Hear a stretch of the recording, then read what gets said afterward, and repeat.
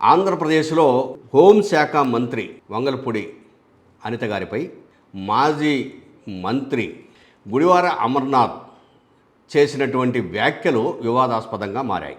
ఆయన వైఎస్ఆర్సీపీ ఆందోళన కార్యక్రమంలో భాగంగా లేదు తమ పార్టీ విధానాలు చెప్తూ కూటమి ప్రభుత్వాన్ని ఎండగట్టే కార్యక్రమంలో భాగంగా అనకాపల్లి జిల్లా చోడవరం మండలం నర్సాయిపేటలో నిర్వహించినటువంటి సభలో కొన్ని వ్యాఖ్యలు చేశారు. ఆ వ్యాఖ్యలు హోంమంత్రిని కించపరిచేలా ఉన్నాయని చెప్పేసి తెలుగుదేశం పార్టీ వర్గాలు అట్లాగనే జనసేన అధ్యక్షుడు పవన్ కళ్యాణ్ తీవ్రంగా మండిపడ్డారు. నిజానికి వంగలపూడి అనిత గారి మీద గతంలో మొదటి రోజుల్లో ఆమె పనితీరు సరిగ్గా లేదని ఆరోపణలు చేసిన వాళ్ళల్లో ఉప ముఖ్యమంత్రి పవన్ కళ్యాణ్ ఒకరు. అయితే ఈరోజు ఆయన ఏమన్నాడంటే మహిళలను కించపరిస్తే ఊరుకునేది లేదు, మహిళలను గౌరవించాలి, వాళ్ళ కట్టు బొట్టుపై ఇష్టానుసారము వ్యాఖ్యలు చేస్తే పద్ధతి కాదు, అది ఉపసంహరించుకోవాలని చెప్పేసి డిమాండ్ చేస్తూ అవసరమైతే చర్యలు తీసుకుంటామని కూడా వ్యాఖ్యానించారు.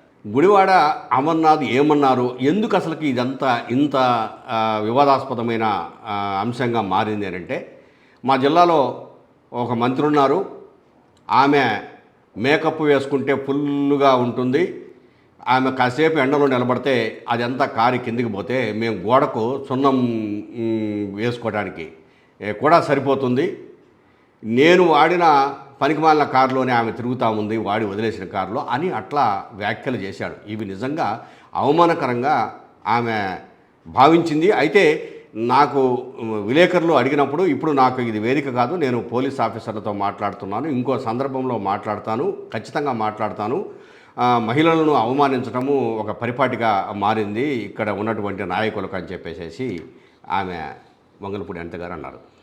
నిజానికి కూటమి ప్రభుత్వం అధికారంలోకి రాకముందు వైఎస్ఆర్సీపీ ప్రభుత్వంలో రోజా గారిని డైమండ్ రాణి అని చెప్పేసి పవన్ కళ్యాణ్ గారే శ్రీకాకుళంలో జరిగినటువంటి ఒక సభలో మాటలు అనడం, అవి అవమానకరంగానే ఆమె భావించి తర్వాత దీటైన సమాధానము ఇవ్వడం ఇట్లా కూడా జరిగింది.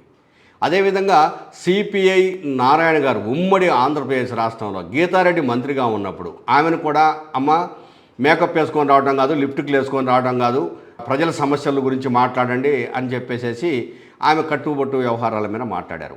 గుడివాడ అమర్నాథ్ మాటలను అన్ని వర్గాలు ఎక్కువగా, అంటే వైఎస్ఆర్సీపీ పార్టీ నుంచి రాలేదు కానీ మిగిలిన అన్ని వర్గాలు కూడా ఖండించాయి, మహిళా సంఘాలు తీవ్రంగా ఖండించాయి.